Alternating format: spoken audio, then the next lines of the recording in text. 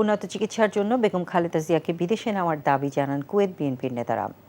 NTV Kuwait প্রতিনিধি আলামিন সরকার জানান, বিএনপি চেয়ারপারসনের সুস্থতা কামনায় কুয়েত বিএনপি আয়োজিত দোয়া মাহফিলে এই আহ্বান জানান তারা। সংগঠনের সিনিয়র সহসভাপতি আব্দুল কাদের মোল্লার সভাপতিত্বে সভায় ভার্চুয়ালি বক্তব্য দেন বেগম খালেদা জিয়ার উপদেষ্টা জয়নুল আবদিন ফারুক এবং বিএনপির যুগ্ম মহাসচিব শহীদুদ্দিন চৌধুরী অ্যানি। আব্দুল কাদের মুন্সি ও কোরবান আলীর যৌথ সঞ্চালনায় বক্তব্য দেন কুয়েত বিএনপির সাধারণ সম্পাদক আবুল হাশেম এনাম, জালাল আহমেদ চুন্নু মোল্লা সহ অন্যরা।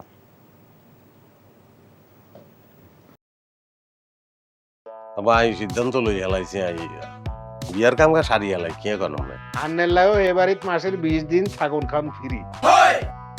আলহামদুলিল্লাহ বিয়া হয়ে গেছে।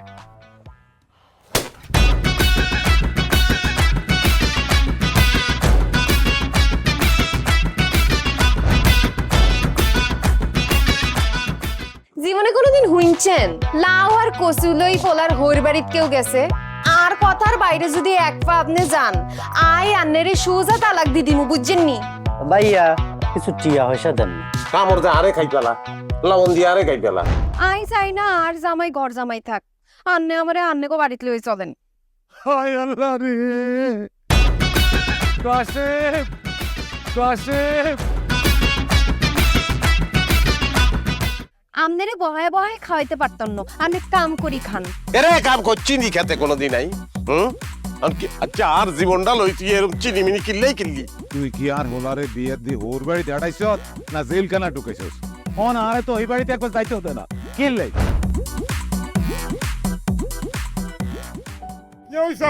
আরে তোর কথা বলতে তো মনে হচ্ছে অন জ্ঞানে ফিরেন না। আব্বা আরে আব্বা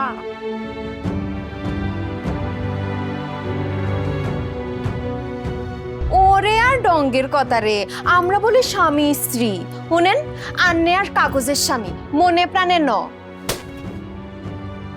সরি আন্নে কালকে ও লাইগারে এতিমের লাইন হারাইতে চলে গেছেন, এত রান্না টিয়া পয়সা ক্যাশ কিচ্ছু দিয়ে যান না।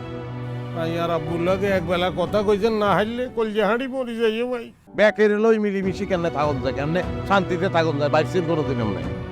তুই ঠিকই কইছিস বাজে, ঠিকই কইছিস। টিয়া পয়সার লোভে গড়ি আয় আর কোনো দিকে চাইবার সুযোগ হয় না, কোনোদিন ভাবিও না। অথচ মানুষ এই দুনিয়াত বাঁচতে গেলে আরো যে মানুষ লাগে সেটা তো আমি জানতাম না। এখন জন্ম সনদ দিয়ে খোলো বিকাশ স্টুডেন্ট অ্যাকাউন্ট। নিজের বিকাশ নিজে কর।